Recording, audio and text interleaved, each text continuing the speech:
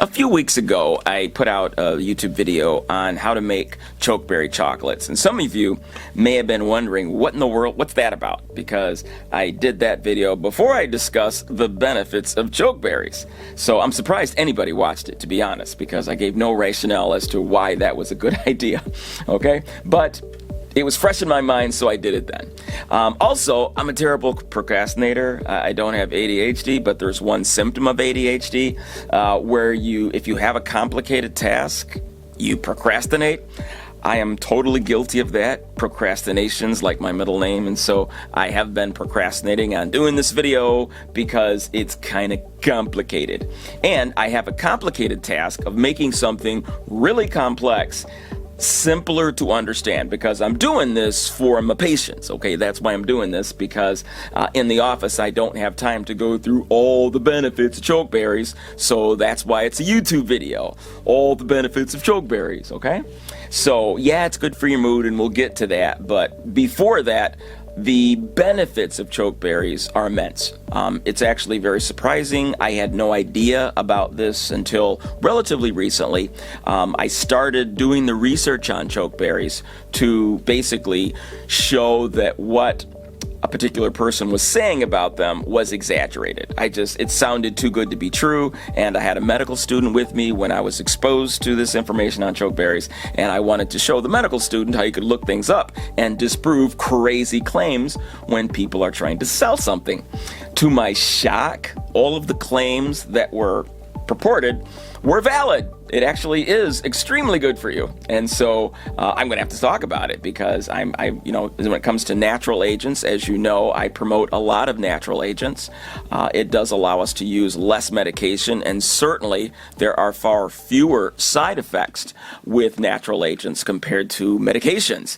So this is something that I have to support, because the evidence that it's beneficial is very, very powerful. Now, is it as powerful as double-blind placebo-controlled trials that we do in the drug world? No. Nobody's going to invest that kind of money in something natural, and I think I've discussed that before. But the limited evidence that we have today is very strong, and when it comes to should I incorporate chokeberries in my dietary habits on a regular basis, I think the answer is, well, if you care about your health and you want to slow the aging process and you want to have a happier future, I think it'd be a good idea. Now, there are other things that can do similar things, but as I'm going to discuss, not quite as well as chokeberries, okay? So hopefully you're interested, and I hope not to bore you with this information, because there's quite a bit of biochemistry and everything involved.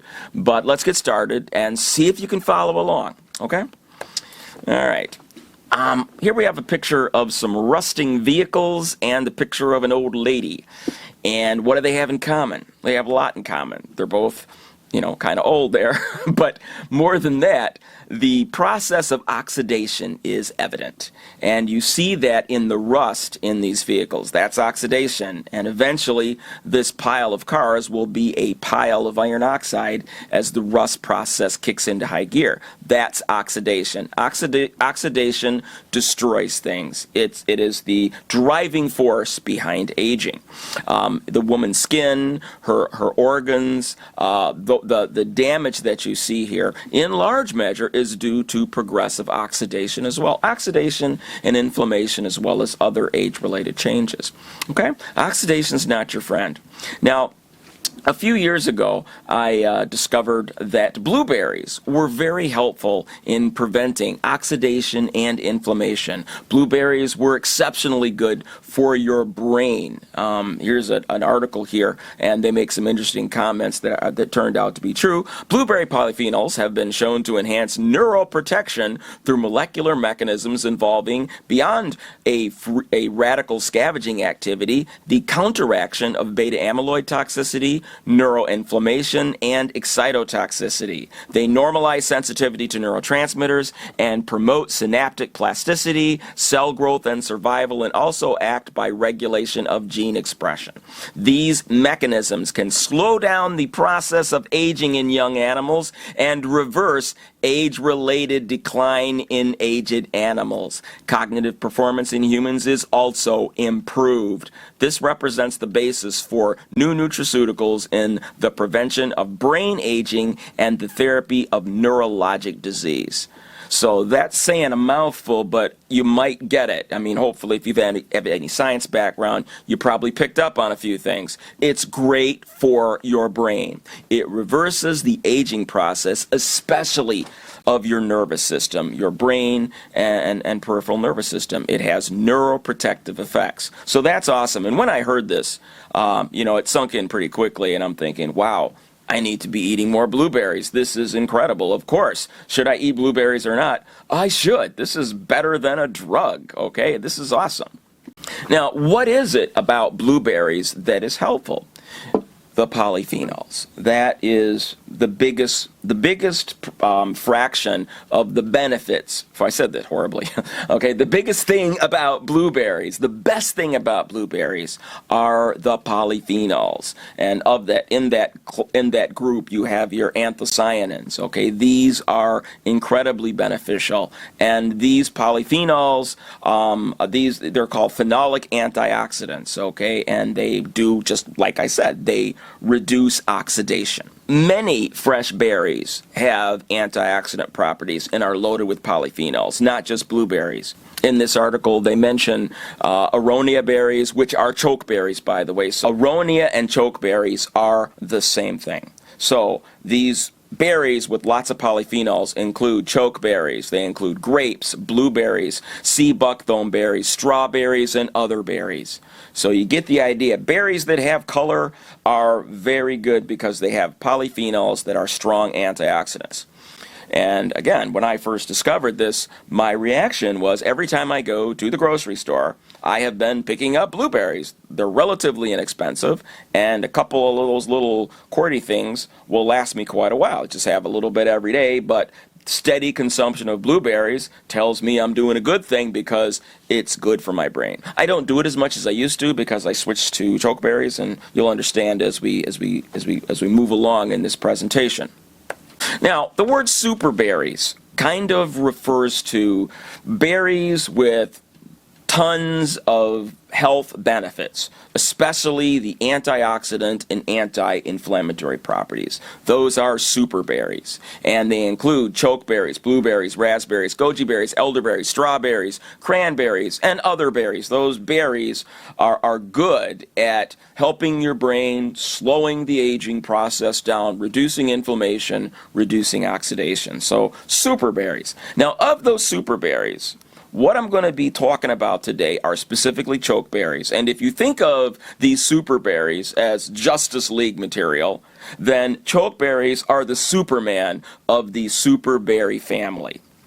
Chokeberries this is a complicated topic because there are so many substances in chokeberries. Like I mentioned when I did my talk on marijuana, that marijuana is 500 chemicals. Well, chokeberries are tons and tons of different chemicals. The beneficial chemicals are listed here on this particular slide. They include procyanidins, anthocyanins, phenolic acids, chlorogenic acid, neochlorogenic acid, cyanidin 3-galactoside. I'm going to spend quite a bit of time on that, minus epicatechin. Epicatechin? Yes, epicatechin. Why are chokeberries the Superman of the superberry family? Because they have, as far as I know, this particular paragraph says one of the highest in vitro antioxidant activities among fruits. I don't know of any fruit that is higher. So I don't know where they get off saying one of the highest, because in all the lists I've seen, chokeberries or Aronia berries are at the top of the list. Now, when it comes to polyphenols, cloves has way more polyphenols, but it doesn't have any anthocyanins as far as I know. But when it comes to berries, chokeberries are at the top of every list I've seen. Now, maybe they're aware of a list somewhere else, and there's some obscure berry in some weird, far-off place that I haven't heard of and that nobody else seems to have heard of. But as far as I know, chokeberries are at the top of the list in terms of antioxidant activities among fruits. Now, in this article, which was published in, 2015, they basically look at polyphenol content and antioxidant capacity of chokeberries, and they measure it. And I'm not going to go through this whole slide, obviously, because it's a little bit busy, all right? But notice on your right-hand side there, where it says phenol content, notice the per 100 milligram dry rate. Notice that that chokeberries have between 1,500 and over 5,000 milligrams per 100 grams of chokeberry, if you look at dry weight. So you're looking at you're talking about dried chokeberries. So for every 100 grams of dried chokeberries, there are about 5,000 milligrams, or 5 grams of polyphenols, and about 2.5 grams of anthocyanins, okay, which are a subclass of polyphenols, all right? And there's some other things. You look at the antioxidant capacity and reducing power, and they list them there. For most people, that's not going to mean a lot, just that it's really good at doing its job at being an antioxidant, okay? Now, you don't have anything to compare that with, so for most people, this isn't going to be terribly helpful material. So let's compare it with something. All right. Now, these are other fruits. Here we see at the top of the list, you see your chokeberries, Aronia melanocarpa, that's chokeberry, black chokeberries. Under that, you got your bilberries, then black currants, blackberries, blueberries, cranberries, elderberries, and grapes and strawberries at the bottom. And what they list here are the types of anthocyanins. And anthocyanins, those are the polyphenols that give the color to your berry. Okay, so that dark color, that's where that comes from. What you see here with chokeberries is that the primary polyphenol is cyanidin. And that sounds bad, anything with the word cyanide, and you think, gee, do I really want to eat berries with cyanide? It's not cyanide, it's cyanidin, which is good for you. Okay? All right. But notice it's not just in Aronia. It's not just in chokeberries. It's present in every one of those superberries. Just that the other berries have other anthocyanins as well. But in chokeberries, the big deal, the primary agent is going to be your cyanidins. But there are others that are of really great importance as well. But in terms of anthocyanins here. Okay? Now, in this particular slide, this is significant because it demonstrates that when you compare the chokeberry, you compare the polyphenols in the chokeberries to other berries, this is where chokeberries really stand out. Notice that Aronia here, it lists here, in this particular study, they measured per 100 grams dry weight, there was about 2,000 milligrams of polyphenols. Okay. Now, in the previous slide, about four or five slides ago, I gave you a different number. Over there in slide that started with the food technology and biotechnology slide, it said 1,500 to 5,000 milligrams per 100 grams dry weight. So these are different investigators who are measuring it. So there's some variability, and there are different sources of chokeberries. So you get the idea that it can be as low as 1,500 milligrams per 100 grams dry weight, up to 5,000. And this is just somewhere in the middle there. So quite a bit. Now compare this. Compare this with the other fruits, bilberries, blackberries, blueberries, and so forth. And what you see here is the other numbers aren't nearly that high.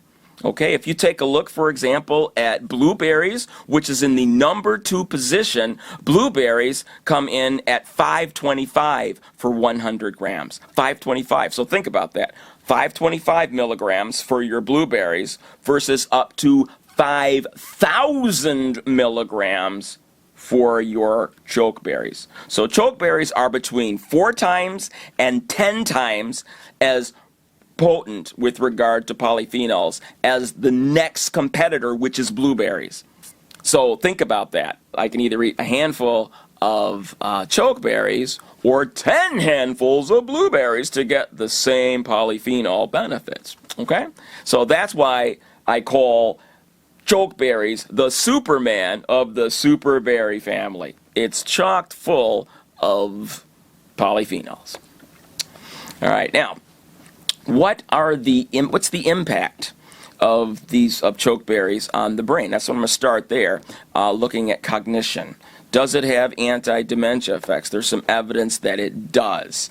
There is a study done on mice, and they were looking at the question, does the ingestion of chokeberries, could it possibly help with cognitive impairment that you see in Alzheimer's disease? Okay, can it help? All right, there are a few biochemical reasons why it might. Now, the problem here with doing a study like this is that mice aren't known for their Alzheimer's. It's not like you're going to see some 90-year-old Alzheimer's mouse patient, you know? So the premise of our study here is that chokeberries may enhance cognition in impaired mice. So what they did to simulate Alzheimer's, they made them stupid by giving them scopolamine. And that brought the IQ of your mouse down. And how do you know if the mouse is getting stupid? Well, you expose them to a maze, and then you see how easy what kind of a time, how difficult or easy is it for the mouse to memorize the maze and make it to the cheese. So if they get a little demented, then they have a hard time learning the maze. If they're sharp, then they can learn and navigate the maze. So that's kind of the idea. Okay. Now what they discovered was that they gave the mice scopolamine, they got stupid, of course. But when they gave them scopolamine and then also gave them chokeberry extract, it undid the stupidity. Their IQs went back up, and they were able to make it through the maze and be smart mice again. So it undid the cognitive impairment effects of the scopolamine. Now, you're probably wondering, what does scopolamine do? Why did you mention that, and how does that simulate dementia? Well, one of the things we've noticed in Alzheimer's dementia, especially early in the disease, is that if you were to take a biopsy of the Alzheimer brain, what you notice is a paucity or a great reduction in the number of neurons that produce acetylcholine. Acetylcholine is a neurotransmitter that's in the brain, and it's involved in learning and memory and intelligence. And so people with Alzheimer's preferentially lose cholinergic neurons up in the front parts of their brain. And so that's obviously a bad thing. Okay, you don't want to be losing cholinergic neurons because it affects cognition. And so what the scopolamine does is it mimics the loss of those cholinergic neurons, because scopolamine, what it does, it's anticholinergic, so it blocks those cholinergic receptors, so it simulates that kind of Alzheimer's impairment. Okay? Now, another thing you need to be aware of is there is an enzyme called acetylcholinesterase. If you look at this particular slide here, notice at the bottom of the slide you have this, this blue arrow that's outlined in red, and it's pointing to this little blue hump. Okay, that little blue hump is the enzyme acetylcholinesterase. And what does that do? That enzyme breaks down acetylcholine. It takes that acetylcholine and it rips it into choline and acetate. And the more active that enzyme is, the lower your acetylcholine levels. Okay? Now there is a drug that we use in Alzheimer's patients, and that drug basically blocks acetylcholinesterase, and therefore it improves cognition in that way. So what that tells us is that anytime you inhibit that particular enzyme, you can help cognition by increasing acetylcholine levels. I mention that because it turns out chokeberry extract does that. It has the ability to block that enzyme and therefore increase acetylcholine. That is one of the proposed mechanisms by which it probably helped those mice make it through the maze. Now, in addition to blocking acetylcholinesterase or inhibiting acetylcholinesterase, another effect of the chokeberry juice is that it increases the production of Bdnf, brain-derived neurotrophic factor. Okay, and if you've listened to my programs in the past, you'll know that I talk about that little substance a lot. Okay, it's one of my favorite topics because Bdnf is like this magic molecule. It's produced by the helper cells, the glial cells in the brain. The more you use a particular brain pathway, a particular circuit, the more Bdnf gets released, okay, for the neurons in that pathway. And Bdnf is very good for your brain. Bdnf increases your brain's power. It enhances your cognition and brain abilities. And I'll talk about the mechanism shortly. Now, here we have a picture of a nerve here. Now, on the one side, the side that says MOC, that would be your left-hand side. That particular nerve is all lit up in white. And I want you to notice the number of branches on that nerve. Those branches are called dendrites. Those are little fingers, like an octopus has a lot of legs. Well, a neuron has a lot of little fingers, and we call those fingers dendrites. Now, when you're in a happy mood, and your normal self, not exposed to neurotoxins or anything like that, a happy brain has about 10,000 synapses per neuron. What's a synapse? Well, those dendrites, those little fingers, they reach out, and where are they going? They're going to other neurons in your brain. Okay? Now, if you have 5,000 synapses per neuron, that's kind of what you see in a depressed patient. When you see a happy patient, it's closer to 10,000. And in those frontal circuits, that central executive pathway that we talked about earlier, the more synapses you have up front here, the happier you are, the less depressed, the less anxious, the better your cognition, the better your working memory. Okay, so you want to increase synaptogenesis. You want to increase the number of synapses per neuron. Now notice on the right-hand picture, you see the same nerve with the exposure of brain-derived neurotrophic factor. Notice that instead of having 25 or 30 of those little finger projections, you've got close to 50 of those babies now. Okay, Bdnf increases synaptogenesis, the number of connections, the number of little fingers, the number of legs, if you will, per neuron. And it does it by known mechanisms, okay? Bdnf causes biochemical changes that promote synaptogenesis. Now, there are four things that happen when Bdnf does its thing. You increase P13K, MAPK, PLC gamma, and GTPases. All of those do different things to ultimately increase dendritic growth and dendritic branching. That's those little fingers. It causes an increase in branching and growth of dendrites. Now, in addition to that, they also take a look at that first blue box that says P13K /AKT. We're not going to go through, this is not medical school here, so I'm not going to go through everything in detail, obviously, but look at point number 1 on the P13K slide. It says anti-apoptotic activity. What is anti-apoptotic? Apoptosis is how neurons commit suicide. That's how all cells in your body commit suicide. And when your neuron reaches its age of death, a little switch is flipped inside the cell, and it results in apoptosis. It causes calcium to rush into the cell, and the cell dies. Okay, that's cell suicide called apoptosis. So brain-derived neurotrophic factor is anti that. It helps prevent the cell from committing suicide prematurely so that your neurons are able to live out their prescribed lifespan and not die early. So it enhances dendritic synapse formation, okay, and it helps prevent early cell death. And another thing that it does, go to the next slide, is that it helps create new neurons. You may have heard that, as you get older and after you're born, you stop making brain cells. That's what I was taught in medical school. Turned out that was wrong. There are several areas of the brain where you are able, if you're not stressed out and don't have a lot of stress hormones coursing through your brain, if you are a happy person and not stressed out, you continue to make new neurons in the dentate nucleus of the hippocampus and the entorhinal cortex, the olfactory bulb, throughout your life. Okay, you can make new neurons, and those new neurons can migrate to different places in your brain, and you get new brain cells. That's a good thing because each day you're alive, you're losing brain cells. So it's nice to know you can actually make new brain cells. Well, what's the difference between somebody who doesn't make new brain cells and somebody that does? Well, as I mentioned, if you're stressed out, you're not going to make them. That inhibits it.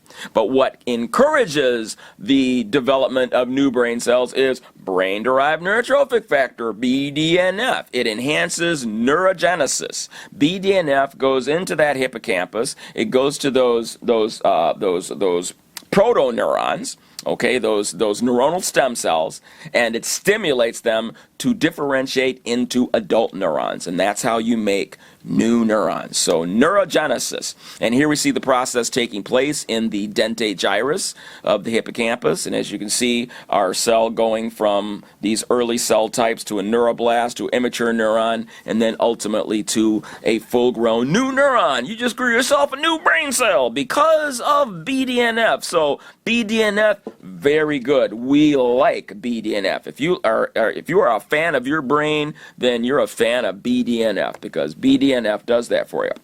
And this slide here just basically shows you that it does the same thing in the olfactory bulb, and so you can grow new brain cells to help you smell better.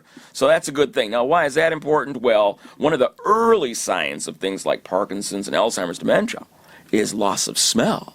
Your ability to smell goes down. That's one of those early signs. So if you notice that you don't smell things very good like you used to, or you can't smell at all, that's kind of a scary sign, because that is a sign of dementia. So as I'm mentioning here, though, you can repair to some degree. If you have good Bdnf going on in there, then you can stimulate new nerve cells in that olfactory bulb and maybe get some of that back. Okay? Now, I mentioned earlier that one of the principal anthocyanins in chokeberries is cyanide and 3-orthogalactoside. Now, I just called it cyanide, I think, before, but this is kind of the full name of the primary anthocyanin in chokeberry, cyanide and 3-orthogalactoside, so say that 3 times fast, okay?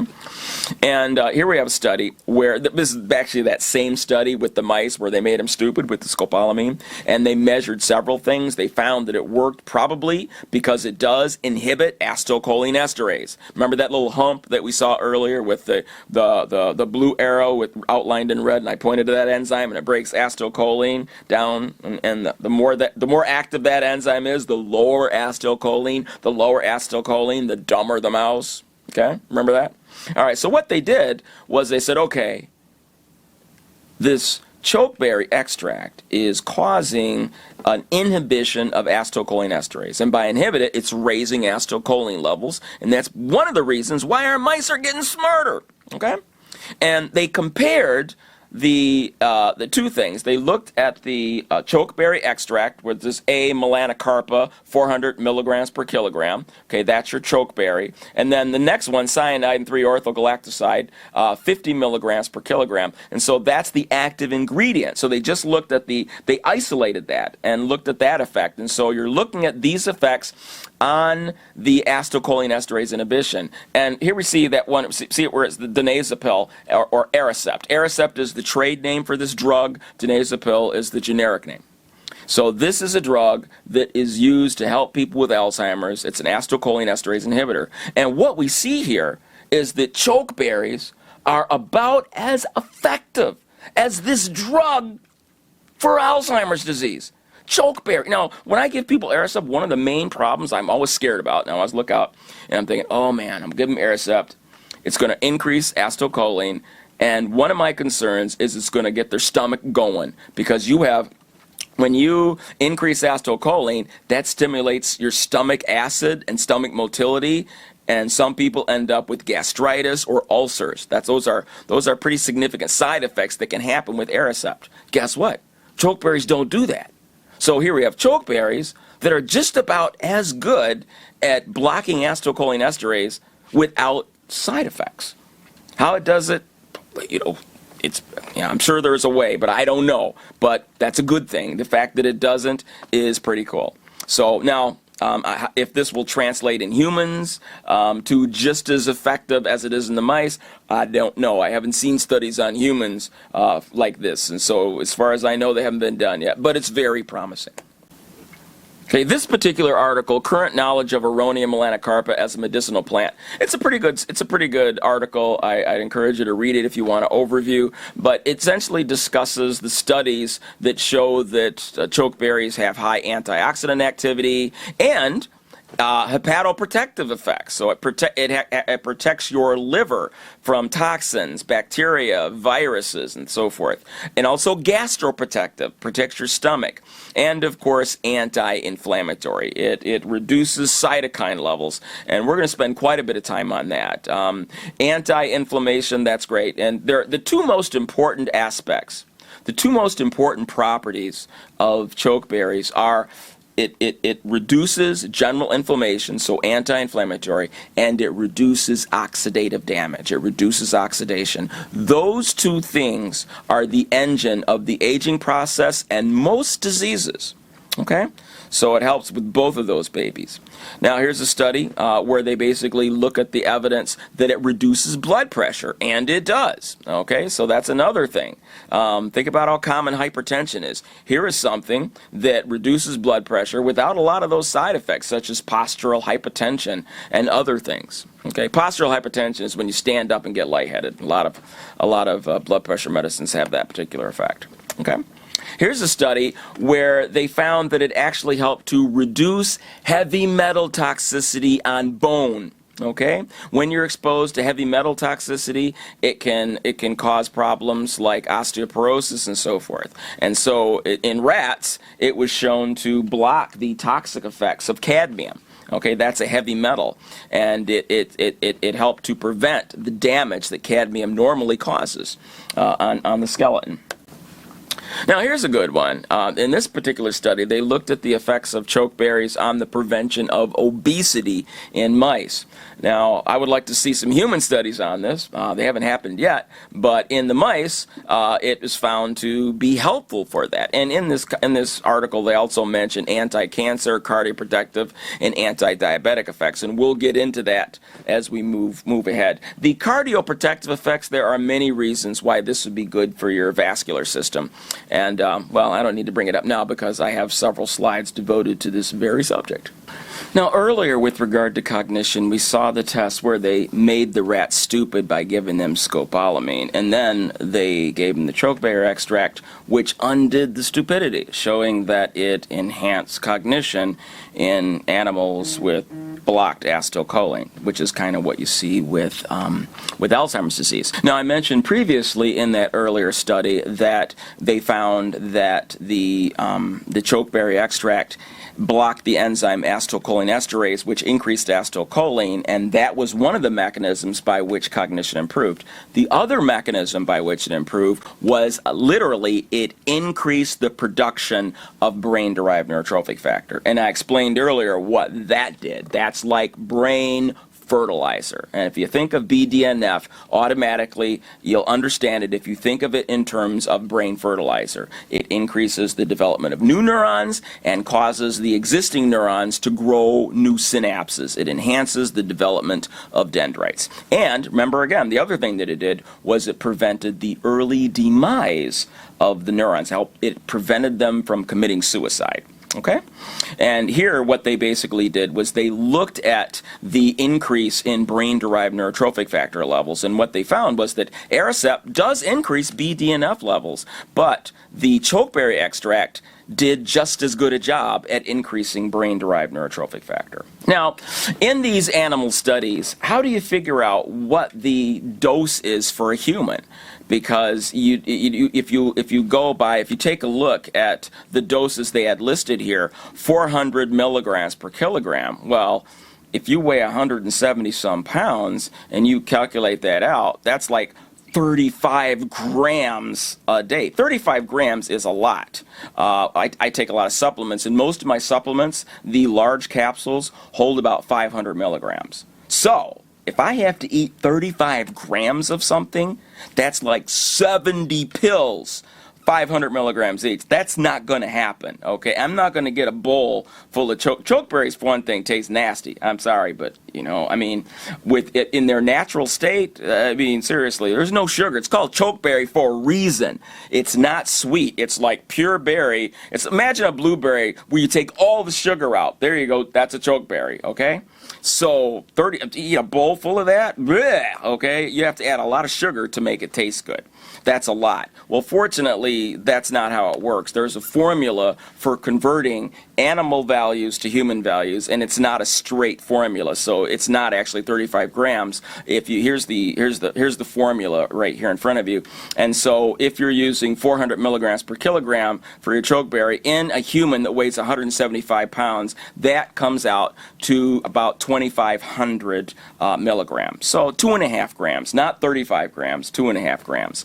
And if you happen to get a hold of cyanide and orthogalactoside, which I don't think you can. I looked it up. Nobody's selling it. So, but if you could, that's like the isolated big anthocyanine in chokeberries. Then obviously the dose is left. Only 324 milligrams would equal the dose that they were giving the rats in this particular study. Okay?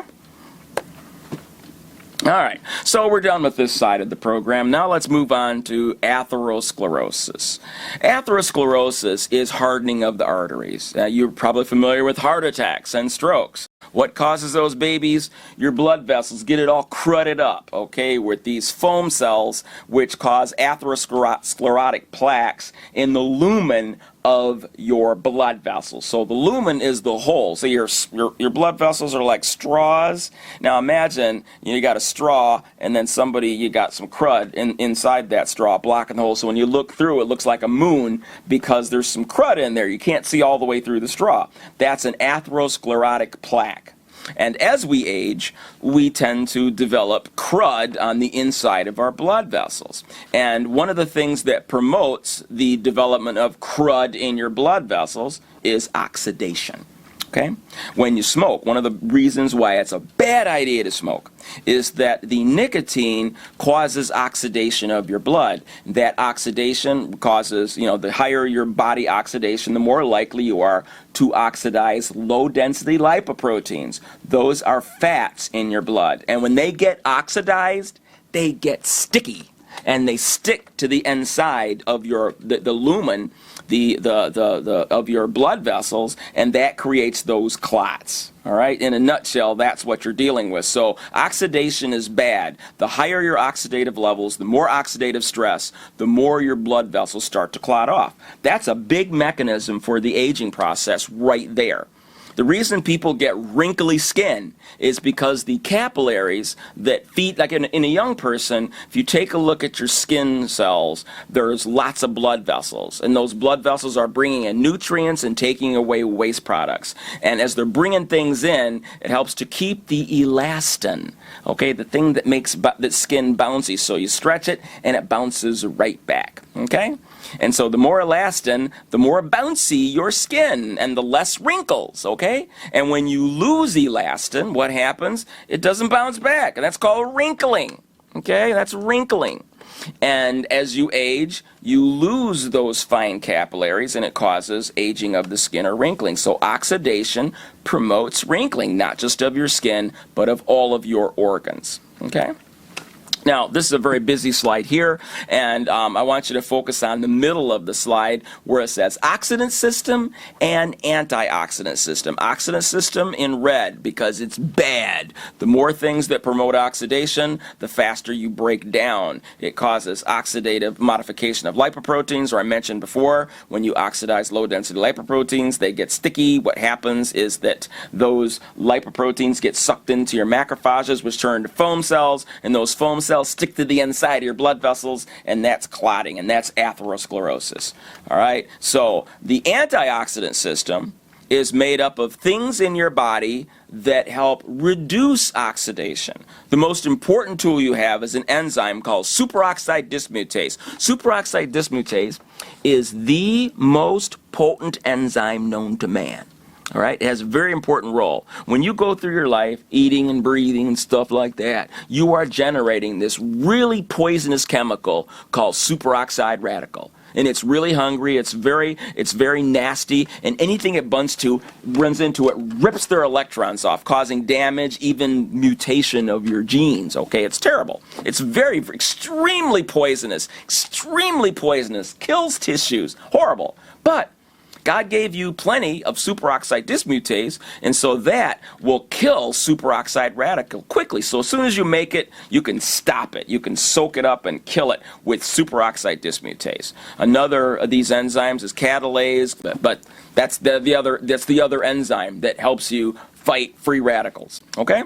Now, these enzymes, superoxide dismutase, catalase, glutathione, these guys are really important because the more active they are, the healthier your antioxidant system, the less able oxidation is to aid you and make you sick.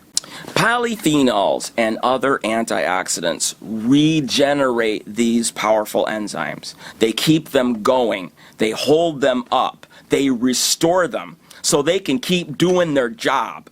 So if you have lots of these, then you're in good shape because you can combat the oxidant system and reduce this oxidation, prevent this atherosclerosis, and reduce the disease processes that result from oxidation.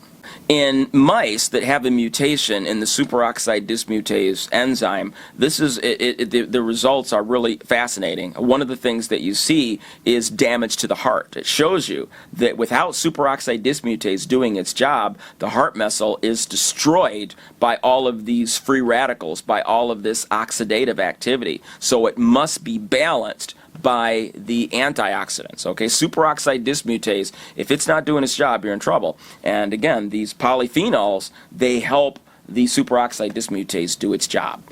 It accelerates the aging process. When that gene is mutated, aging is faster. So what does that tell you? That tells you that oxidation is a driving force for the aging process. You prematurely get old if you don't have enough of these free radicals, of these enzymes that destroy free radicals. Okay? And also neurodegenerative diseases. This amyotrophic lateral sclerosis, the kind that you inherit, that's because of a problem with superoxide dismutase, okay? And that results in damage to the brain and spinal cord because of oxidative damage. You need those. Superoxide dismutase is extremely important at preventing oxidative damage to your brain, your peripheral nerves, your heart, and the entire aging world, okay? Polyphenols are incredibly important at restoring those enzymes. They regenerate them. Just like, imagine a rechargeable battery, okay? You need electricity to recharge the battery. Well, those polyphenols, that's your electricity. It recharges superoxide dismutase, catalase, and glutathione reductase, okay? So that's why you want to consume large amounts of polyphenols and antioxidants so that you can stay ahead of this game and slow the aging process.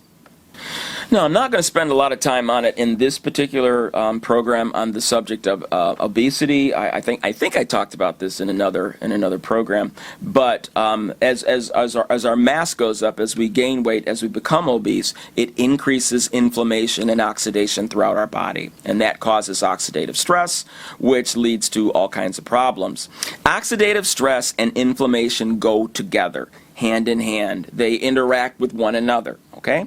It causes oxidative stress, inflammation, cause damage throughout our bodies. Our arteries, our brain, liver and muscles, pancreas, the beta cells in the pancreas, that's where we produce insulin, okay? And so when oxidative stress does its thing, risk for hypertension, dyslipidemia, type 2 diabetes, and those can contribute to atherosclerosis and even cancer.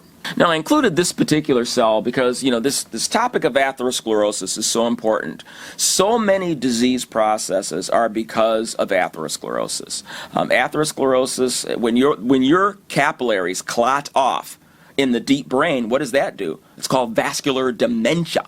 Where you progressively lose memory because you're smoking or have a high fat content, dealing with obesity, diabetes. Those in the central part of your brain, those capillaries, you lose them. And so what happens when you lower blood flow to your brain? You lose brain tissue. And that is the second most common cause of dementia. It's called vascular dementia, okay? And what happens again is oxidation takes place throughout your blood. And that oxidation reaches your low-density lipoproteins. They get oxidized. And then what happens is your monocytes, your macrophages, they eat those oxidized low-density lipoproteins, and then they become foam cells. And those foam cells stick to the interior of your blood vessels, and that's what causes those clots. Those clots are made up of aggregates of foam cells. That's atherosclerosis. And in your heart, your coronary arteries, when you get enough of those foam cells and clots in there, what happens? What do we call that? We call that a heart attack. We call that angina, because your heart itself is not able to get enough blood because it's all plugged up with this gunk. And it started with oxidation. Okay? Started with oxidation. So, wouldn't it be nice if we had something natural you could take or drink and it would reduce oxidation and inflammation and therefore lower your risk of atherosclerosis? Boy, Another benefit of chokeberries is it helps to prevent the leading cause. Oh, I shouldn't say that. I'm overstating this, okay? And I apologize. I'm excited about this, and so I'm stating things I probably shouldn't say. And I was about to say that it helps to prevent macular degeneration. And okay, in humans, we don't know that, and so I have to back off here. I want to make sure this is scientifically accurate, okay? Basically, the animal models are promising. If you look at the mechanism of action, it should help considerably, okay? So I can say that, all right? The leading cause of blindness in people over the age of 55 is macular degeneration. I don't know if any of you done that 23andMe. 23andMe, you have two sides to it. You have the ancestry side and you have the medical side. That's what I liked about 23andMe over Ancestry is I wanted the medical stuff because half of my family I don't know anything about, and so I wanted to see what genes I have and what diseases I'm at risk for. And what I discovered was I'm pretty healthy. I'll probably live a long time, barring accidents and things like that. But I'm at risk for macular degeneration. Oh, I might go blind after the age of 55. Great. Well, I already passed that marker, and I don't want to go blind. And so I'm glad to know that I'm at risk for it, so I can do things right now to prevent that. Well, where's macular degeneration come from? Oxidation. As oxidation goes up in your body, you oxidize your retinal cells, your retinal epithelial cells, and under oxidative damage, they die, and you end up blind. Well, I don't want to be blind, and so I am taking lots of polyphenols and other things like copper and zinc and other things to hopefully reduce the risk of that, because I don't want that in 10, 20, 30, or 40 years, okay? So macular degeneration is a bad dude. It can make you blind. And there are tests for macular degeneration. You can either go to the ophthalmologist or actually you can go online, and there are tests where you look at this thing and you look at the dots. And anyway, it's another subject. But yeah, you can actually test for that. It's important to know. You want to treat it. If you're at risk, if you get that genetic test and find out you're at risk, I highly recommend that you take precautions and start adding things in your diet that reduce oxidative damage, and that can really make a difference in your future. So as you see here, oxidative stress and inflammation are very important in the development of age-related macular degeneration. Curcumin is listed on here quite a bit. I take turmeric curcumin on a daily basis. Well, I take everything, okay? I want to make sure. And so I take about 40 pills a day, you know, not all 40 different things, but sometimes multiples. Like, for example, turmeric curcumin, I take 2,000 milligrams a day. So that's 4 500 milligram capsules of turmeric every day. And again, one of the things that it does here is this is something else that reduces oxidative stress. When it comes to anti-inflammatory agents and antioxidants, turmeric is an awesome agent, and so highly recommend. So I'm sure there's some overlap and I'm doing overkill, but considering the gravity of the diseases of aging, I'll take the risk. You know what? It doesn't cost that much, and it's a habit that I've developed. It's not hurting me. So, yeah, if it can make aging a little bit easier and less painful, I'm all for that. I also have rheumatoid arthritis, and so I want to keep that at bay as well. So anti-inflammatory, antioxidation does help that particular malady. So I'm going all out because don't like the idea of pain. I've experienced that. Don't want any more than I have to have. So this particular article here, this is published in 2017, and it's a good kind of review article entitled Fruits of Black Chokeberry, Aronia melanocarpa, and the Prevention of Chronic Diseases. And they talk about a number of benefits here. And one of the things about that this particular, and I don't know why, the only reason I threw this one up there is because they mention something that the other ones don't talk a lot about, and that is Epicatechin. Now, I mentioned it earlier, but Epicatechin is a really important component of chokeberries. We talked a lot about the polyphenols. Epicatechin is one of the anthocyanins that's really, really helpful.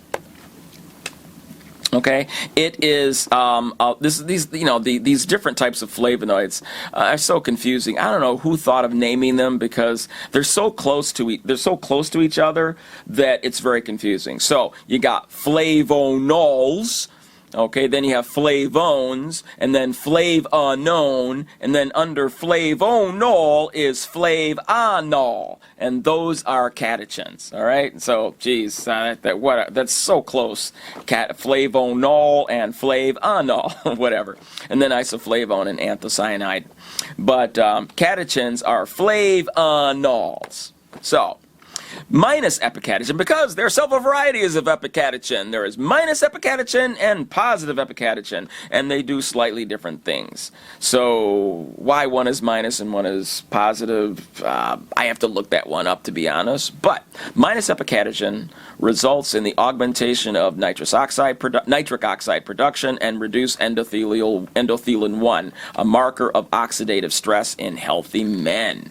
In addition to its potential beneficial effects on endothelium and vascular function, minus epicatechin demonstrates antioxidant properties.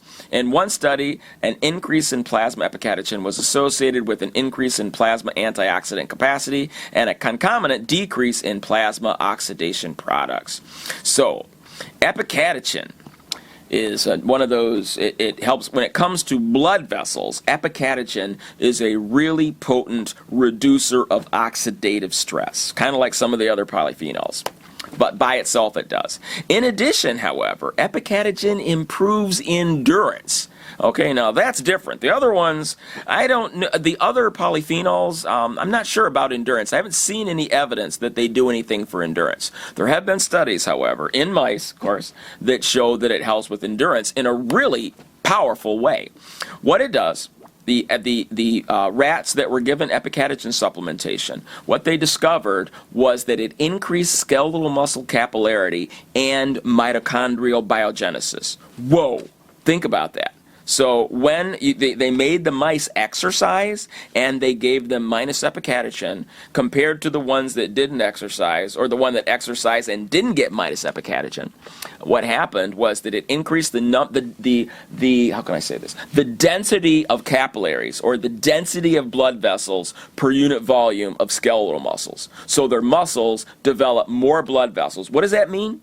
Well, the more blood in your muscle tissue, the more you can get energy to the muscle and the quicker you can take away waste products. So you can go longer, all right? Because, you know, when you're working out and you get really tired and you can't move anymore because you got so much waste product and not enough energy, and the muscle shuts down.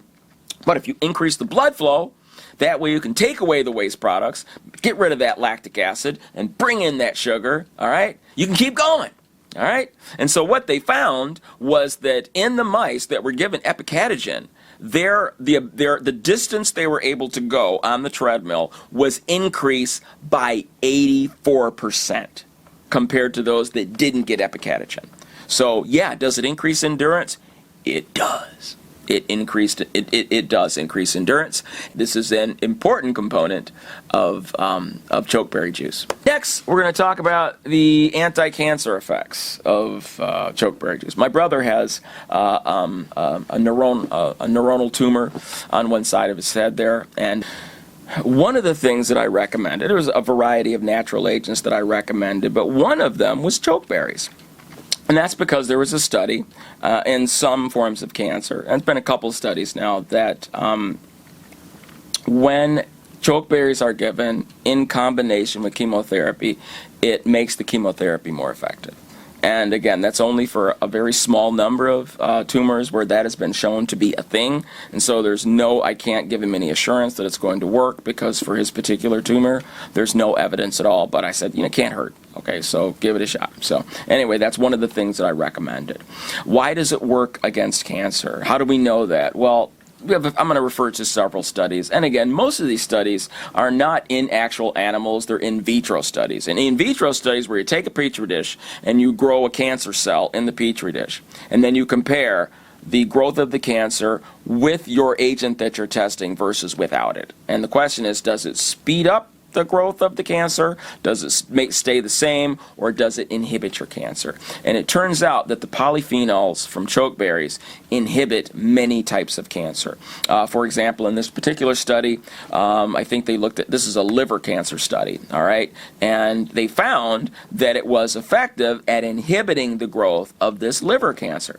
And they compared it, because we know that blueberries have anti-cancer effects. And so with the blueberry polyphenols, as you see in the right hand or under B in this particular slide, you see that when they get to the 800 micrograms per milliliter dose, it was pretty good at reducing the proliferation of the liver cells to about 20% of the original growth. But notice, with the chokeberry polyphenols, it didn't take that much. At chokeberries, you see that same reaction at only 400 micrograms per milliliter. Okay, so at half that dose. So chokeberries are actually a little bit more effective at inhibiting the proliferation of certain cancer cell lines than blueberry extract. All right.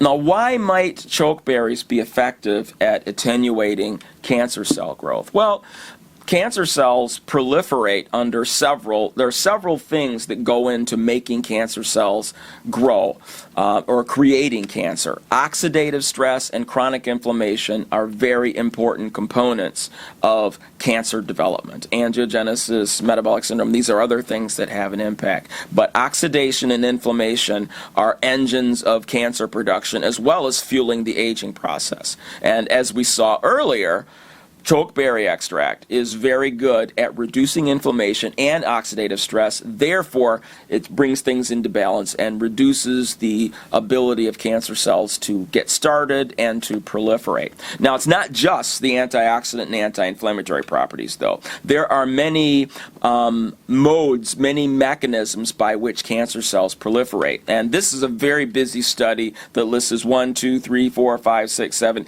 8 different things. And these are all basically the many chemicals in chokeberries. Many of them do different things that independently block aspects of cancer cell proliferation. So I'm not going to go through this. This is for a cancer biology class, but just goes to show you it goes beyond just blocking inflammation. Anti-angiogenesis, for example, means that it blocks the growth of blood vessels into the tumor. Metastatic inhibition, it prevents it from spreading out there. Apoptosis, it actually promotes the death of cancer cell lines, and so it arrests the cell cycle. We have different things that do that, and so the many components of this chokeberry are effective at arresting cancer cell lines, and in conjunction with chemotherapy can be very helpful. In this particular study here, cytotoxicity of gemcitabine, this is a cancer chemotherapy, and what they found is that the chemotherapy is effective at stopping pancreatic cancer cell lines, but when you add the polyphenols from chokeberry juice, it enhances the ability of the chemotherapy to kill the pancreatic cancer cell better. So the chokeberry added to the chemotherapy was more effective at killing the cancer cell line than the chemotherapy alone. All right? So this is kind of my rationale for recommending to my brother. Here's something that doesn't have side effects, that may help with the cancer, and I stress may. I can't promise anything. It's worth trying. You know, you have nothing to lose here. All right. Now, there's another element within the chokeberry juice that is very useful at helping with cancer. And this is a breast cancer line here in this particular study. And there was one component of the chokeberry juice that helps to inhibit breast cancer stem cell formation. All right. And it's called, okay, this is a hard one here, boy. Oh, gosh. All right. Coumaryl tormentic acid. Okay, it's a triterpene acid. I could say triterpene acid, but the specific name is 3-orthopara coumaryl tormentic acid. Coumaryl. I've never seen that word before, I have to confess. Coumaryl tormentic acid, okay? Coumaryl tormentic acid. All right, that's what this stuff is. And what coumaryl tormentic acid does is that it inhibits, it disrupts a particular protein called c-MYC. Okay, c-MYC is necessary for the cancer cell line to survive. In this case, it's an aggressive breast cancer cell line. So if you black out c-MYC, it attenuates that particular cancer cell line. So again, this particular triterpene is in chokeberry extract or chokeberry juice, and it particularly is shown to be helpful in blocking the survival of this particular cancer cell line, in this particular case, breast cancer. So again, does that mean that chokeberry juice is going to kill your breast cancer? No. I mean, it may help. It may help. You know, this is not clinical research involving actual humans. This is in vivo, but it's promising. It's promising. I can say that. Now, diabetes, it does have lots of anti-diabetic effects. Diabetes affects a lot of people. As a psychiatrist, one of the problems I have with diabetes is that diabetes, sugar perturbations, when you have really, really high blood sugar and really, really low blood sugar, it hits your brain like a sledgehammer. Okay? Sugar perturbations cause really nasty brain changes that are, in some cases, they're not fixable. Okay, when you have somebody with really horrible blood sugar, if you take a look, if you do functional neuroimaging, there's a particular pathway in the brain that's very sensitive to those sugar perturbations. It's called the corticostriato-palatothalamic pathway. And when you look at it using this particular thing called diffusion tensor imaging, that particular white matter pathway looks like it has multiple sclerosis. It really damages the myelin in that particular pathway, and that affects your mood. It affects your cognition. So diabetes is a terrible disease, and in psychiatry it's something that I don't like to see, because also if you have depression and diabetes doubles your depression. That sugar perturbation, increase in sugar, blood sugar causes big time oxidation and inflammation of your brain. And that makes your depression much worse, as much as double worse, okay? So that's a bad thing. And it turns out that chokeberry extract reduces many of the pathologic effects of diabetes. It helps to provide anti-diabetic protection. And again, this is a very busy slide, and it basically cites multiple studies, and what these studies are showing, that at least in these animal models, that chokeberry extract blocked many of the pathologic effects, such as hyperglycemia and even hypoglycemia, in diabetic mice. Okay, so that's wonderful. For that reason alone, I would recommend it to a great number of patients. Okay. And obviously, this one here, you might not even need to see this slide, because autoimmune disorders, they happen when you have a hyperinflammatory state and your body starts attacking self. So autoimmune disorders obviously includes rheumatoid arthritis, where you make antibodies and attack your own joints. Okay? Lupus, where you attack your joints, your hearts, your skin, asthma, inflammatory bowel disease. All right, Crohn's disease, ulcerative colitis. These are autoimmune disorders. And when we've already established that Aronia berry or chokeberry extract is anti-inflammatory. It reduces cytokine levels. It reduces oxidative stress and inflammation. And by reducing inflammation, you help to reduce the severity of the autoimmune disease. In this particular study, they looked at inflammation in inflammatory bowel disease, such as ulcerative colitis, and what they found was that the chokeberry extract reduced that inflammation. In this particular study, they noted that Aronia berry extract reduced tumor necrosis factor alpha. That's something that is elevated not only in autoimmune diseases but also in atherosclerosis, and that's a big deal. The fact that it reduced tumor necrosis factor alpha on the right and on the right hand side here, starting with they also have these tumor necrosis factor alpha drugs. They block tumor necrosis factor alpha. They have these names that are really hard to pronounce. The one I can pronounce, Humira, okay, that's one of them. Enbrel, that's another one. Okay, you've seen these advertised on television for ulcerative colitis, Crohn's disease, psoriasis, and so forth. Now, those are called biologicals. Now, I have rheumatoid arthritis, and my physician offered me a biological for it, and I said, no, I don't want your biological. My symptoms are being treated with natural agents right now, and I'm not going to accept the biological until I absolutely can't treat it with natural things. And for years, for 30 years or more, I've been treating it with natural agents, and it's prevented damage to my joints. Now, if those joints start getting damaged, I'll do it. Why don't I want a biological? Why don't I want a drug that blocks tumor necrosis factor alpha? What are one of the, if you look at all of these, look at the potential side effects, and one of those side effects is it increases your risk of cancer. Tumor necrosis factor alpha is a cytokine that protects you from cancer, from neoplasia. And if you block it, that risk goes up. Okay, so while it gives you relief from your psoriasis and your rheumatoid arthritis and your Crohn's disease and ulcerative colitis and all those guys, there is a cost. There is an increased risk. Doesn't mean for sure you're going to get cancer, but that risk does go up because you're taking out that branch of your military that is devoted to killing cancers. People with rheumatoid arthritis have a lower risk of cancer, okay? So that's a big trade-off. So here we have the Aronia berry extract, the chokeberry extract, does this. It blocks tumor necrosis factor alpha, and from the evidence we've seen earlier, not only does it not increase your risk of cancer, it seems to decrease your risk. It seems to selectively damage cell lines that are cancerous.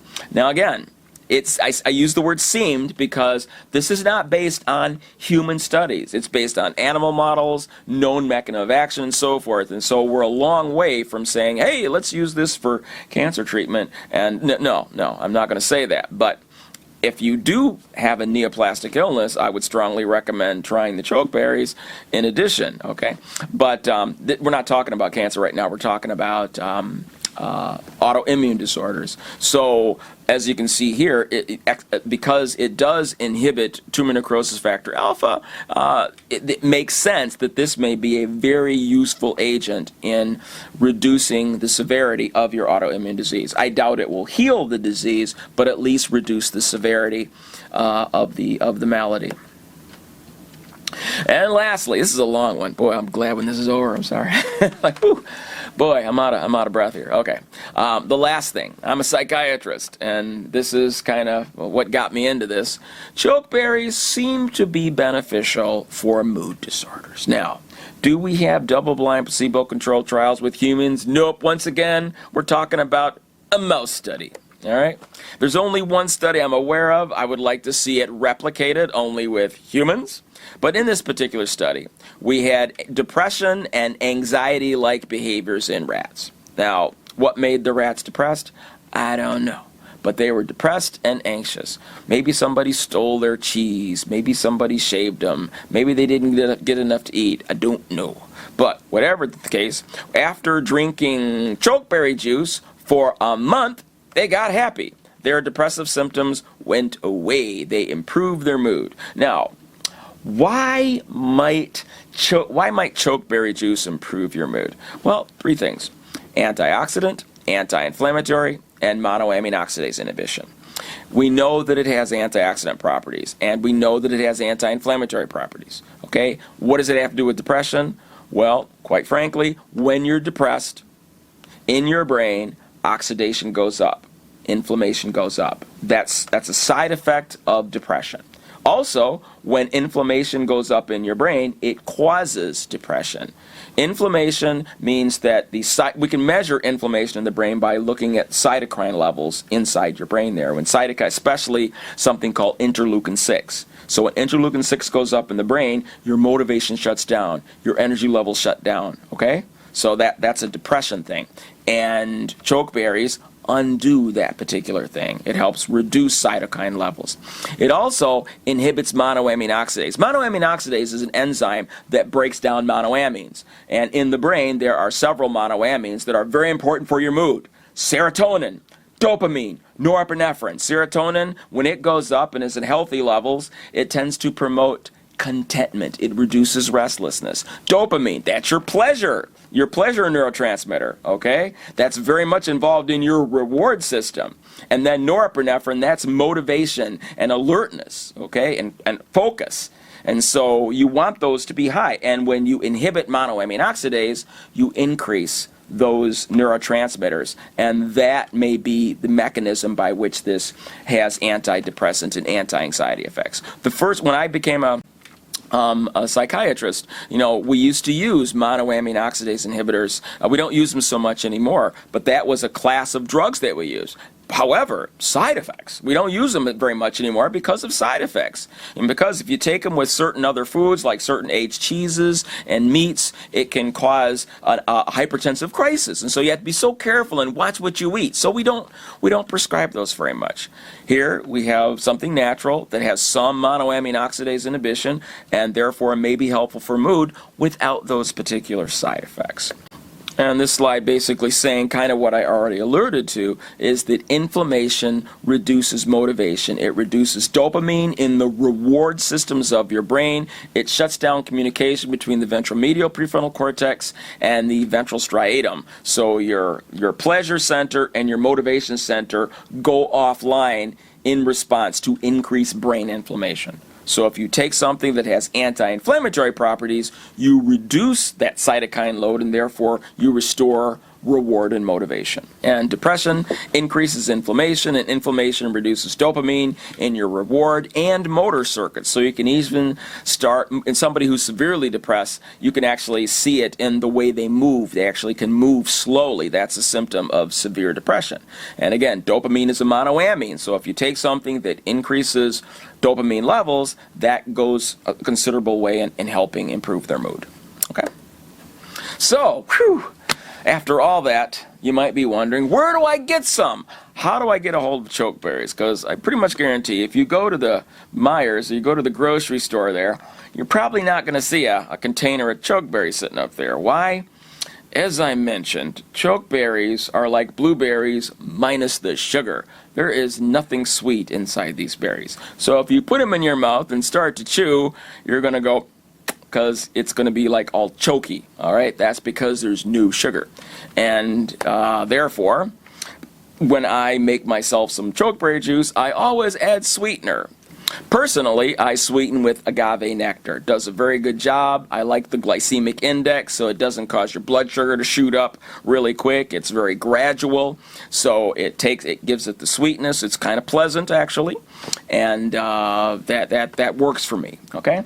Now there are several ways to get chokeberry juice. It can be expensive or not so expensive. Depends much how hard do you want to work. Now I have to confess, the first time I became exposed to chokeberries, it was from an acquaintance of mine who was talking about the benefits, and again, I didn't believe her, and I had to look it up, and that's why I'm doing this whole program, because I looked it up and go, whoa, this stuff is for real, it works. So the product that she was talking about, which is good tasting and a good quality product, as far as I could see, the name of the company is Lifebrook, and you can go to lifebrook.com and look them up. I've got a number on this particular slide. This is the particular person who was distributing it. Her name was Carolyn Knott, and her phone number was listed here. We got a couple phone numbers, and for you new buyers, there's an offer of 2 free bottles there. So, and again, I'm not selling anything, so I don't get anything out of this. So I'm going to give you options to if you want to get some of this stuff, okay? So that's one, and I'm listing that first because I owe Miss Knott here for introducing me to chokeberries, okay? And so this is the product, and I've tasted it. I have this, and it's a good product. Tastes pretty good, all right? So, next one. If you go to Amazon, you can order this particular brand. It's called Superberries, an organic Aronia berry juice concentrate, 16 ounces, costs you about $30. This is a concentrate. Again, I think the other one was a concentrate too, so you have to add water. So that 16 ounces is not something you're going to drink in an afternoon. You dilute that, okay? And so there you've got this one, all right? Now, because I not only drink it myself, I have family members that I give it to. I give it to my mother, I give it to my brother, and so that's a lot. And that can get a little bit expensive when we're going to be drinking this every day, probably for the rest of our lives. So the most economical way, which involves some work, is to actually buy. You can grow it yourself. I got some seeds. I have a lot of property, so I'm going to start growing it eventually. But in the meantime, I'm buying dried chokeberries. There are several ways you can get that. For me, the most economical one I could find was through nuts.com. And here you can see you can get an 8-ounce bag for $9.99. I bought the 11-pound case. I'm on my second case right now. And what I have to do with the chokeberries, I put them in the food processor and turn them into chokeberry powder. And then I use my pressure cooker and everything, and I cook them down. When you cook the chokeberries, by the way, you lose about 10% of the polyphenols. But because it's so rich in polyphenols, I don't mind. And that's how, and then I strain it, and then I go, I think I'll post. I told you I made the chokeberry chocolates, but for the chokeberry juice is considerably more work. I like it better, to be honest, but it is a lot more work. And later on, I'll post my technique, because there are several ways to make chokeberry juice. And my first attempts weren't very good. It didn't taste very good. And the technique that I have now results in a pretty tasty product. And I like it, and I'll post that sometime later. Okay? So there you go. That's about $15 a pound if you buy the 11-pound case for around $160. So in summary, chokeberries. Of all the superberries, I hope you see the reasons why I consider that the Superman of the superberry family. The benefits are the potential benefits, I should say, are pretty exciting. It can help attenuate or prevent hypertension, atherosclerosis, diabetes, obesity, autoimmune disease, cancer, macular degeneration, dementia, and depression and anxiety. Okay, so lots of potential beneficial things. If you're looking for a way to reduce the severity of the aging process and to maintain good health even into your later decades, I highly recommend that you add chokeberries to your daily regimen. Again, I don't get any money out of this. I do this because I'm excited about it. I'm doing it myself, and the reason I'm producing this video mostly is for the benefit of my patients. I can give them this reference so that I don't have to give this whole lecture in my office, because there's no way I have time to give something this detailed in an office visit. So here is the full story. I don't know of any other YouTube videos that go into this much detail on the potential benefits of chokeberries. Thank you for watching.